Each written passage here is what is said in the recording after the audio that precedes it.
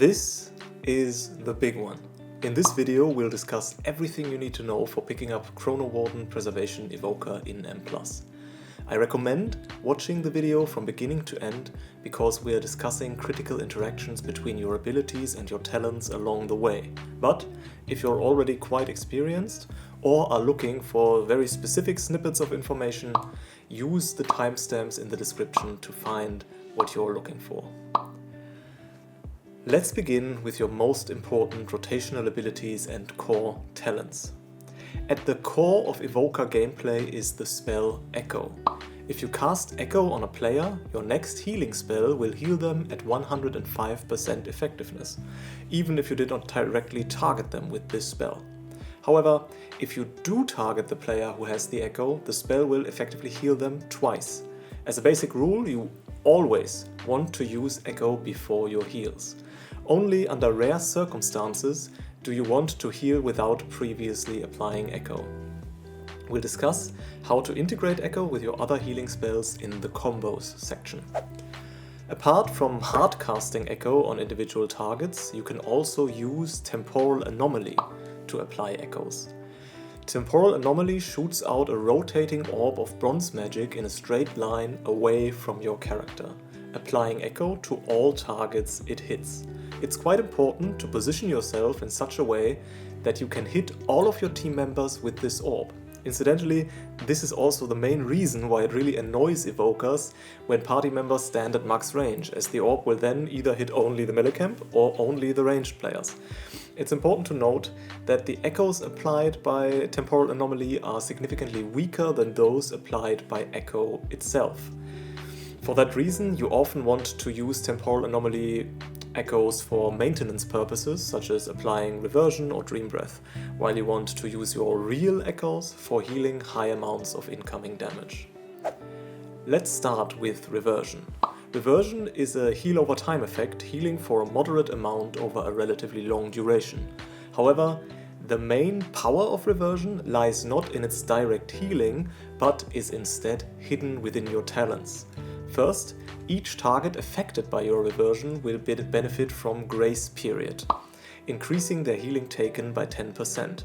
This is massive, and you want to streamline your playstyle in such a way that your entire team has Reversion applied to them all the time. Second, casting Reversion on a target triggers the Golden Hour effect, healing the target for 15% of damage taken over the last 5 seconds. Dream Breath is a rather strong heal over time effect, shooting out a breath of green magic in a large cone in front of you. Note that empowering the spell beyond level 1 does not enhance your overall healing, but only front loads the healing, applying a shorter duration healing over time effect, but a stronger burst of immediate healing. As a general rule, you want to use Dream Breath on level 1 and empower it only rarely when you really need that healing burst. For dealing with burst damage, your go-to healing spell is Spirit Bloom. Here it is essential that you spec into Spiritual Clarity to reduce its cooldown by 10 seconds, otherwise you'll have a really hard time in dungeons. In contrast to Dream Breath, which you rarely want to empower, you always want to empower Spirit Bloom. If fully empowered, Spirit Bloom heals 4 targets, so long as you take the Font of Magic talent, which you always should. As a general rule, again, you always want to cast Spirit Bloom on yourself because of your mastery. Your mastery makes it so that you heal more when your own health percentage is higher than that of the target which is being healed. Because the player targeted by Spirit Bloom will be healed first, targeting yourself ensures that your health percentage will go up first and be highest, thereby amplifying Spirit Bloom's healing on all of your allies through your mastery. Now for the spec-defining rotational ability, Verdant Embrace. It's a bit of a kiss-curse ability, because it gives you access to Lifebind, which is very important, but also poses a high risk to your life, as it makes you fly toward whoever you cast it on. If your target is standing in a frontal, you're dead. If there's a void zone on the way, you're dead. You get the gist. We'll talk more about the Verdant Embrace Lifebind interaction in the combos section of the video. For now, a good rule of thumb is to use Verdant Embrace mostly on yourself, as using it on your allies often does more harm than good, unless you have outstanding encounter knowledge and positional awareness. Finally, there's your damaging abilities. First, there is Fire Breath. Like Dream Breath, it is an empower spell that affects a cone in front of you, which is somewhat smaller than the cone of Dream Breath, damaging all enemies which stand in it.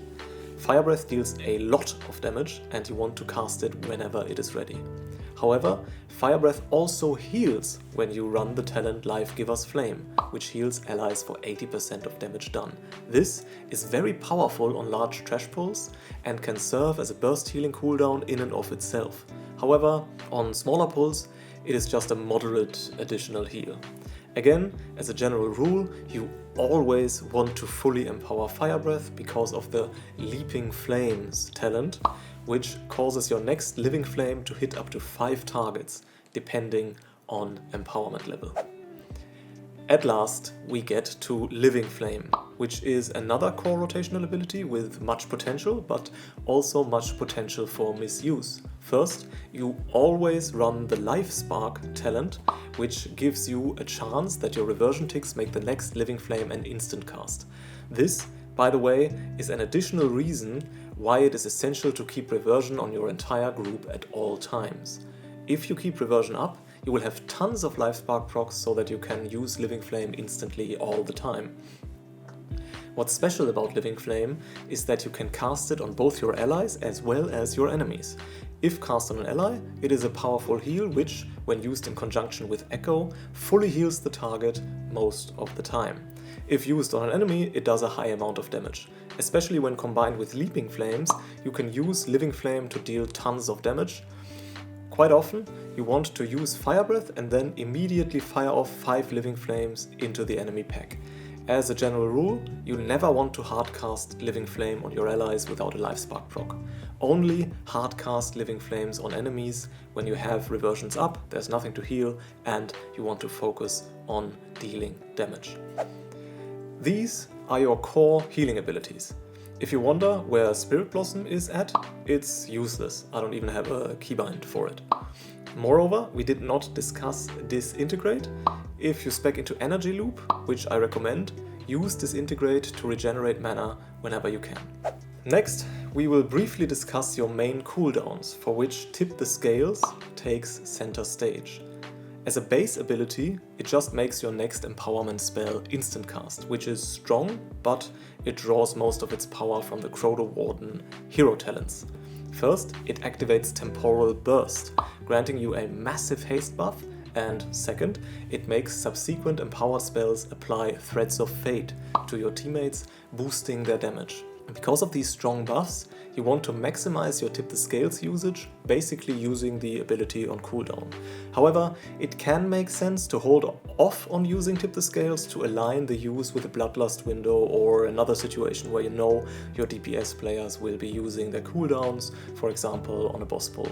This can be especially useful if you're in a pre-made group and are in comms and you know when your teammates will be using their cooldowns. In terms of damage reduction, you have access to Zephyr, which reduces incoming AoE damage. Zephyr is very strong if used correctly, but correct usage can sometimes be a bit tricky to figure out because it's not always intuitively clear which abilities in a dungeon are considered AoE damage and which are not. Moreover, you have access to Rescue, which puts a shield on yourself and the targeted ally if you spec into Twin Guardian. Rescue can be powerful to provide extra HP to selected targets before incoming AoE damage, but like Verdant Embrace, it is difficult to use safely.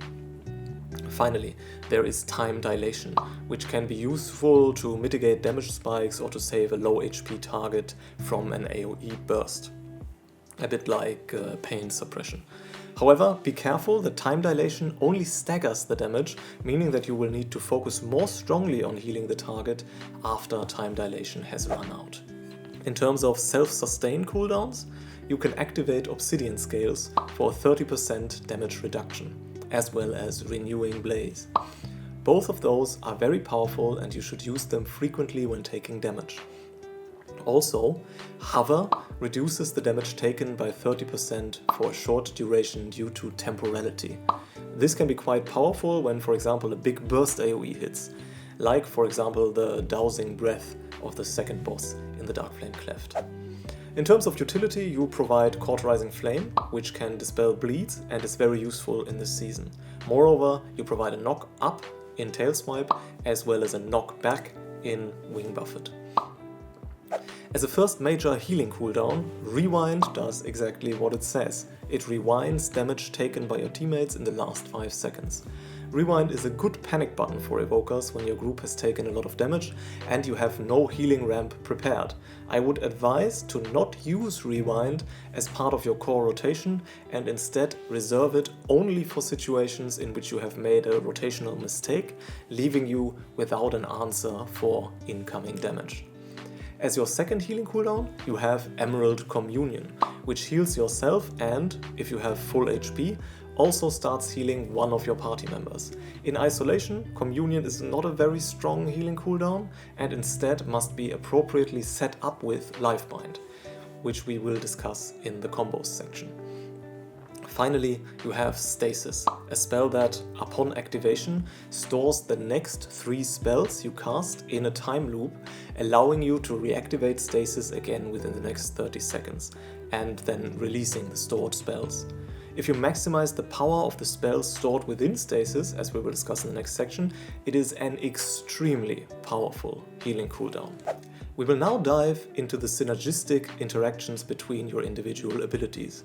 Preservation Evoker relies strongly on those synergies, and it is therefore vital to understand them if you want to be able to heal effectively. Your most frequently small ability chain is the Echo Reversion combo. So cast Echo on your target first, then cast Reversion. It has 2 advantages. First, because Reversion is echoed, it applies 2 healing over time effects to your target instead of only 1. So that what it means is that there is an extra spell ID for the echoed version of Reversion, so you can effectively double your healing over time. But that's not the main benefit of this combo. Its major strength lies in the Golden Hour effect for the purposes of spot healing. If your target has taken a lot of damage and you cast Reversion on them, you will effectively heal them for 30% of the damage they have taken over the last 5 seconds. This can be very powerful to heal rot encounters with consistent damage, as well as for healing significant tank hits. Combo number 2 revolves around using Temporal Anomaly to maximize uptime of Reversion on your party. Most of the time, you want to use Temporal Anomaly for this purpose, to reapply Reversion to your whole group. That means casting Temporal Anomaly, taking care to hit all of your teammates, and then casting Reversion on one of them. This reapplies Reversion to everyone and gives them a 10% increased healing from Grace Period. If your team already has Reversion applied, you may also use Temporal Anomaly to apply an additional stack of Dream Breath to your group. However, it can also be good to use real echoes for amplifying the healing of Dream Breath. Combo number 3 revolves around the talent Call of Ysera, which is huge and you should pay a lot of attention to it.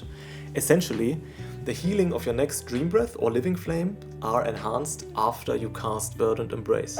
As a rule, you always want the Call of Ysera buff when casting Dream Breath, and if you cast Dream Breath without it, that is considered a major rotational mistake and you should internally cringe every time that it happens.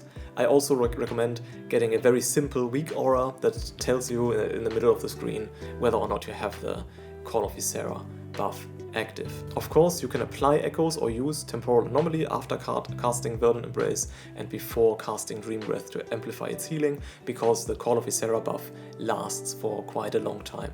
You can further optimize the consumption of Call of Ysera for Living Flame casts whenever Dream Breath is on cooldown. However, just applying the blanket solution of never casting Dream Breath without the buff will get you 90% to where you need to be.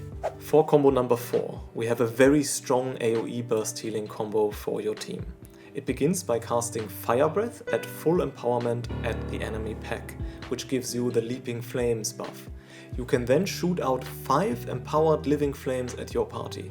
If you have the Call of Ysera buff, this is essentially a lay on hands for your entire team. But even without it, it is very strong. If you do a good job of keeping reversion up on your party, the Living Flame will usually be instant cast due to Life Spark procs. You can theoretically also set up a Lifebind ramp before this combo. However, as your echoes are limited by essence, I'd stick with setting up Lifebind ramps for Spirit Bloom. Sometimes you can fire off the 5 Living Flames within the Lifebind window after you have cast your Spirit Bloom, when the encounter has a very high healing requirement and your group is not entirely topped by the Spirit Bloom. Combo number 5 is the most important one, and it is the Spirit Bloom combo. It takes the most setup time, but it's also your main solution for dealing with high group damage situations. It is a 5 spell combo, starting with applying Echo to the 3 DPS players in your party, then casting Verdant Embrace on yourself or on the tank, if it's safe. This will apply the Lifebind buff to your group, meaning that healing is shared and amplified between all of you. Lifebind lasts for 5 seconds, and you can then cast a Spirit Bloom within this 5-second window. This is close to being a lay on hands for your entire party as well. I want to stress that this healing combination is your bread and butter as a Preservation Evoker, and you want to use it as often as possible. As an additional remark, note that you can also set up the Lifebind ramp by casting Temporal Anomaly instead of the 3 separate echoes.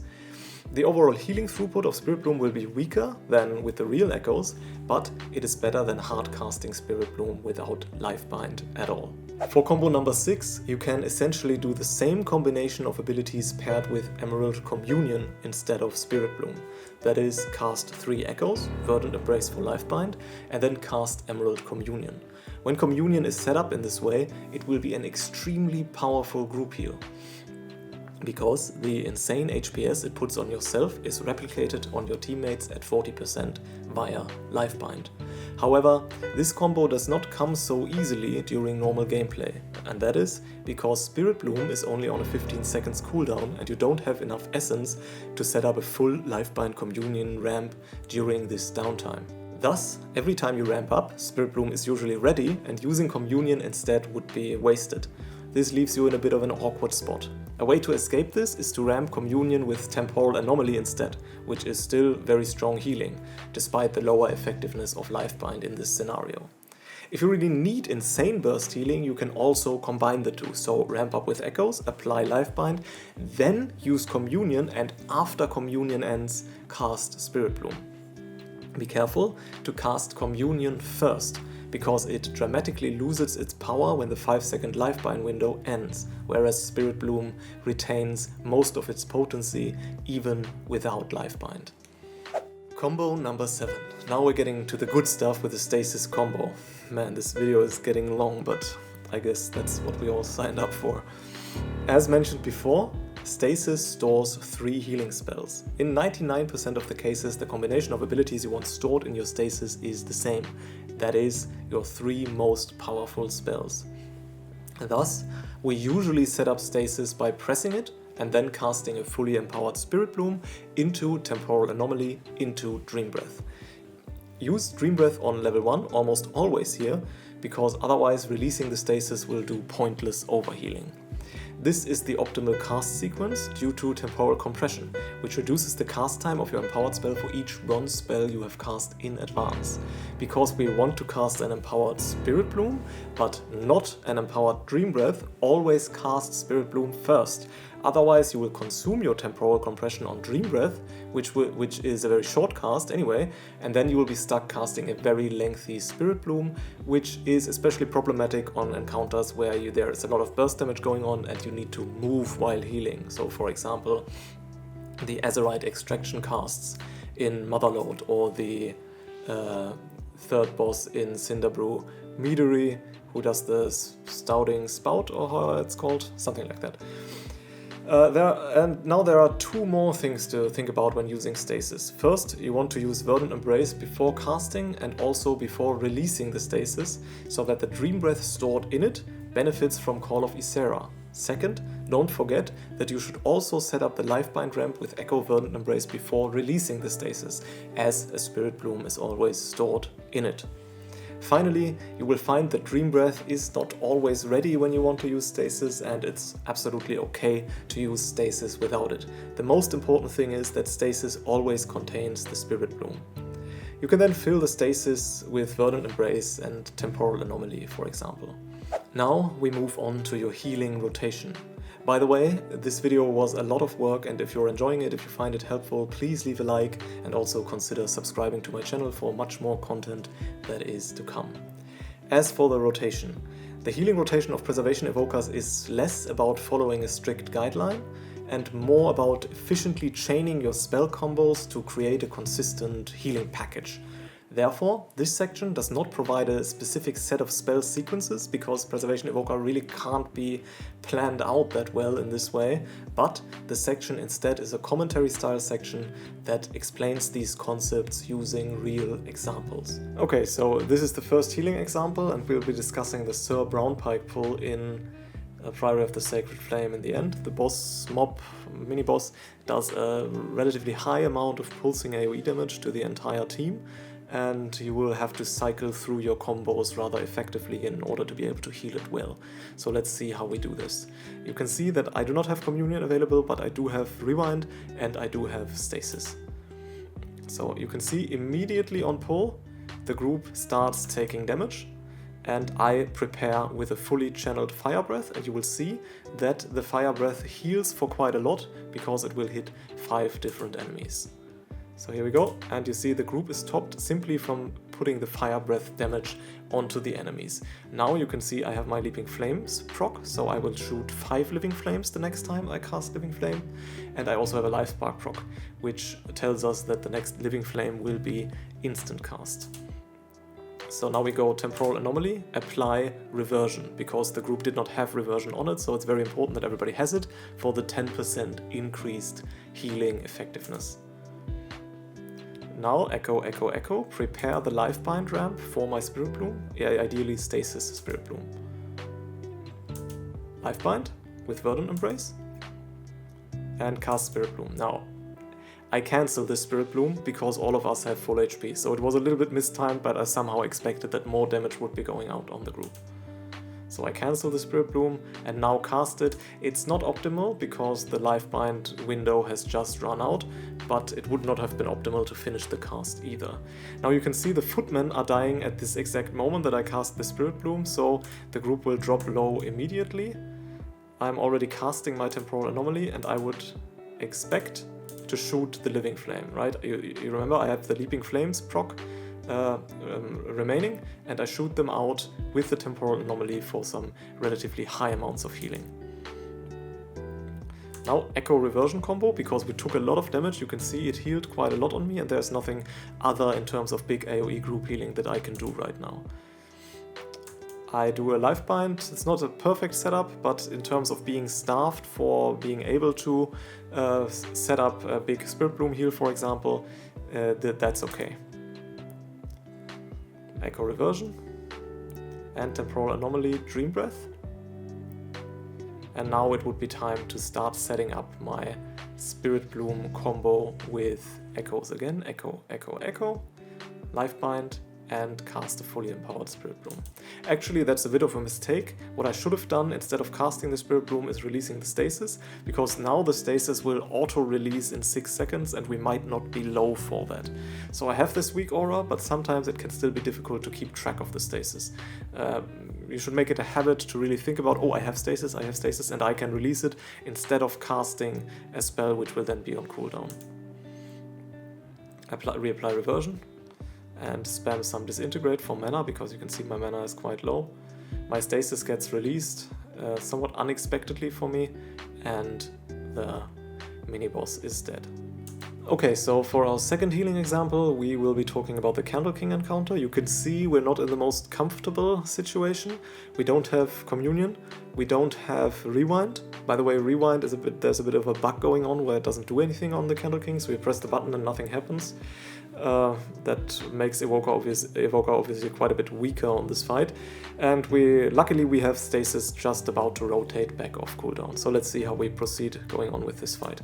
So we apply Echoes to our teammates. We set up Echo, Echo, Echo for the Lifebind opportunity ramp. And I would expect, yep, there's the Lifebind. So now everybody has Lifebind. We do not have a Spirit Bloom available, so we need to use the Lifebind window for something else. And we cast Fire Breath at full empowerment level, and you can see we get the Leaping Flames buff from that, and now we can shoot the Leaping Flames with our Life Spark proc. This is the Life Spark proc, indicating that the next Living Flame will be instant cast into the Life Bind window. And you can see it's a pretty strong heal, even though the group does not have reversion on it, except for the tank. And I would like to see myself, in the next step, apply reversion again. So Temporal Anomaly, and this should be a reversion. Yeah, reversion. And we go back into setting up echoes for our next healing ramp. So Echo, Echo, Echo, Verdant Embrace. If you know where the hunter is, I saw him, then you can always use Verdant Embrace on this target as well, but you don't want to not know where he is and he's standing back here and you fly into one of these statues, for example. But as I saw him, you can use it on them. It makes the healing quite a bit more effective. So you can see we set up the Lifebind ramp, we press stasis. So now I want to see myself get into a really good stasis combo with Spirit Bloom first. So we release the Spirit Bloom, you can see big healing on the group, and now it's time for Temporal Anomaly. I hammer it, wasn't quite ready yet, but now it is, and go for the Dream Breath. And now we go into a little bit of maintenance with Echo Reversion. Actually, we saw just now that Echo Reversion didn't do any healing, so usually you have the Golden Hour effect, and that also seems to be bugged on the Candle King, making the encounter quite a bit harder to heal, because usually this should have healed the hunter up quite a bit. For example, if you do it on Swamp Phase, there's always quite a bit of healing going on, which we didn't see here. Anyway, there's a bit of maintenance going on. I set up the next Lifebind ramp, and again I cast Fire Breath because it's ready. I could have released the stasis, but I do have the Fire Breath available, so I prefer in this scenario to use the Fire Breath and shoot the instant cast for Living Flames. That's what I do. You can see it kinda tops the group back up. And now I make a mistake, I get knocked back, I get stunned by the figure. You will see myself hammering the stasis, stasis, stasis, stasis, and you can see it's a pretty good heal. Unfortunately, I get stunned again, which, yeah, certainly a gameplay mistake, and you can see reversion has run out on the group. But now it's a bit of a tricky situation, right? You don't really have time to reapply reversion so well, so I see myself setting up the next Spirit Bloom Lifebind ramp. I didn't put it on the Demon Hunter because he's full HP anyway, so it's okay to just have these 3 life binds, and tip the scales activated and instant cast Spirit Bloom. And now would be the time to get the reversion back up. Let's see if I will do that. So it should be Temporal Anomaly Reversion. Temporal Anomaly Dream Breath. That's actually not so good. So I would have preferred to see myself here use the reversion instead, which I do now. And again, we can see Golden Hour doesn't heal anything. So yeah, that really makes the fight quite a bit harder. So anyway, that's the quick walkthrough here. It's not 100% perfect gameplay, but just to give you a basic understanding of how the rotation is supposed to work. Finally, we consider your damage rotation. The damage rotation of Preservation Evokers is very simple. Use Fire Breath on cooldown and always fully empower it for Leaping Flames. This is useful even if there is only one target, because the additional Leaping Flames will then spread out to heal your party members instead of dealing damage. It's only ever useful to not fully empower your Fire Breath if there is only one target that you can hit with the Living Flame and there's also no damage going on. So for example, you can sometimes do it on the first boss in the Mother Load, because you don't have anything to heal, but you also don't have multiple targets. Other than that, just spam Living Flame, or if you need mana and are spec'd into Energy Loop, Disintegrate. It feels a bit weird to use single target abilities in big trash pulls to deal damage, but apart from Fire Breath, that is your best option. Let us now look briefly at your talents. On the class tree, these are the talents I run. Most of them are non-negotiable. However, there is some freedom of choice for some nodes. I run Enkindled, which provides some additional damage and healing for my Living Flames. However, you may drop these points for an additional point in Instinctive Arcana and Regenerative Magic. At the bottom of the tree, I run Spatial Paradox, which allows me to overcome my range restriction if it's really needed. For example, if the group gets split up on the first boss in the Rookery, or simply on the last boss in the Rookery, where people are always out of range. You might also change this talent around depending on the dungeon and whether or not you're playing with a puck. But you can also drop this node in favor of Terror of the Skies, which causes your Deep Breath to stun enemies. Be careful though, Deep Breath can be quite dangerous to use. In terms of hero talents, you should use this combination, and there is little flexibility in it. On the side of the spec tree, I run these talents. Again, there's not a ton of flexibility here. First, I would always recommend running Energy Loop over Time of Need. Second, I run Dreamwalker, allowing me to walk freely during Emerald Communion, which otherwise roots you in place.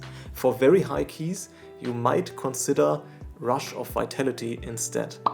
Note that you can always move during Communion when Hover is active, and as Hover does not have a global cooldown as Chrono Warden, Rush of Vitality might be the objectively better talent, assuming perfect gameplay. However, any mistake you make can cause you to die quickly when you're rooted in place by your own Communion, which is why I run, and I would recommend you run, the Dreamwalker talent.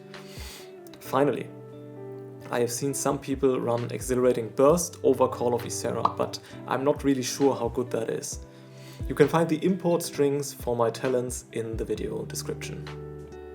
As a Preservation Evoker, your stat distribution does not matter that much, because the utility of your stats varies by your intention. Above all, I would recommend getting at least 25% haste, because haste reduces the time between global cooldowns, and your echo healing setups require multiple global cooldowns. With insufficient haste, you can fall behind on fast-paced fights like the Paladins in Priory. Beyond that, you can choose between focusing on Critical Strike or focusing on Mastery, depending on your desire to contribute damage versus only healing. I personally have started the season more focused on crit, but have slowly moved toward a more mastery-focused playstyle because you really feel the additional healing, whereas your overall damage contribution, while not negligible, is not as high as it used to be for healers.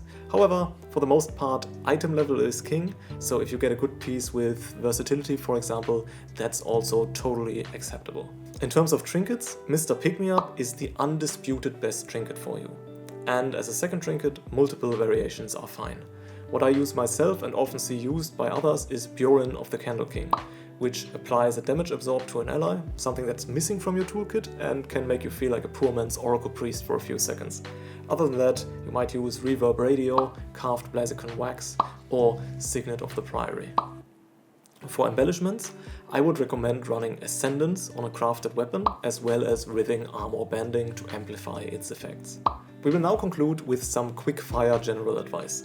First, use Tip the Scales in the starting room of the dungeon. It resets when the dungeon starts, but you retain the buff, so your first Empower spell will be instant cast if you do that. Second, get in the habit of applying Temporal Anomaly to your teammates before a fight starts. That way, you can immediately apply Reversion to all of them when the fight starts, and your Temporal Anomaly is already off cooldown and you can use it for Dream Breath. Third, I strongly recommend mouse over healing, if you're not already doing that. This will allow you to heal your party members by simply holding the mouse over their unit frame without actually targeting them. Personally, I just leave the tank as my target for the entire dungeon and heal everybody else with mouse over healing. If you do that, you might also want to use a weak aura to not lose track of your mouse, for example putting a white circle around it. Fourth, simplify your life by using macros for Living Flame and Disintegrate.